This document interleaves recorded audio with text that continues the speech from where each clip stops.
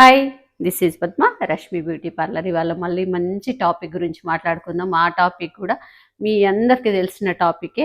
ఎప్పటి నుండో చాలామంది అది వాడుతున్నారు. సో దాంట్లో కొంచెం చేంజ్ చేసి మనం తెలుసుకుందాం అదేంటో. అదేంటంటే మెంతుల గురించి. ఇప్పుడు చలికాలంలో చాలా హెయిర్ డ్రై అవుతుంది కాబట్టి మనం ఈ మెంతులను పెరుగులో కానీ ఇంకా దేంట్లోనో వేసి నానబెట్టేసి తలకు పెడుతుంటారు. సో అట్లా కాకుండా మనం దీన్ని చేంజ్ చేద్దాం.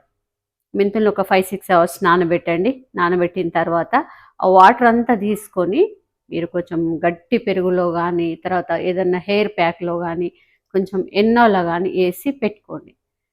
ఎందుకు పొట్టుతో పెట్టుకుంటే ఏమవుతుంది అని డౌట్ ఉండొచ్చు మీకు. ఆ పొట్టు వల్ల ఏమవుతుందంటే మీరు మొత్తం తలకి పెట్టేసిన తర్వాత తలస్నానం అయినాక అది పొట్టంతా తలలో అట్లనే ఉంటుంది. సో అది పోవడం కోసం మీరు ఎక్కువసేపు కోంబింగ్ చేస్తుంటారు అనమాట. పొట్టంతా రాలిపోవాలి, లేకపోతే చిరాకులు వేస్తుంది కదా. ఆ పొట్టంతా వెళ్ళిపోవడం కోసం ఎక్కువసేపు కోంబింగ్ చేస్తారు. సో ఆ కోంబింగ్ వల్ల ఏమవుతుందంటే హెయిర్ చాలా డ్రై అవుతుంది. కొంచెం కింద కూడా స్ప్లిట్స్ వచ్చే అవకాశాలు ఎక్కువ ఉంటాయి. అందుకని చెప్పి వాటర్తో చేసుకుందాం మనం. ఎప్పుడైనా కూడా మనకు దాంట్లో ఉన్న ప్రాఫిట్ అంతా వచ్చిన తర్వాత మనకు ఆ పొట్టుతో ఏం అవసరం లేదు కదా. అందుకని వాటర్ని అప్లై చేసుకుందాము. ఈ టిప్ ఫాలో కావండి, చాలా బాగుంటుంది. మీరు మీకు అప్లికేషన్ ఏదైతే చేస్తారో హెయిర్లో ఏంటి హెయిర్ ప్యాక్స్ కానీ ఇంకా ఏదన్నా అదర్, సో దాంట్లో వేసుకోండి వాటర్. ఇంకా ఇవేం పెట్టము, ఓన్లీ మెంతులే పెడతాము అనుకుంటే ఓన్లీ వాటర్ కూడా తలంతా మంచి హెయిర్ టోటల్ హెయిర్కి అంతా అప్లై చేసి ఒక 15 మినిట్స్ తర్వాత షాంపూ చేసుకోండి.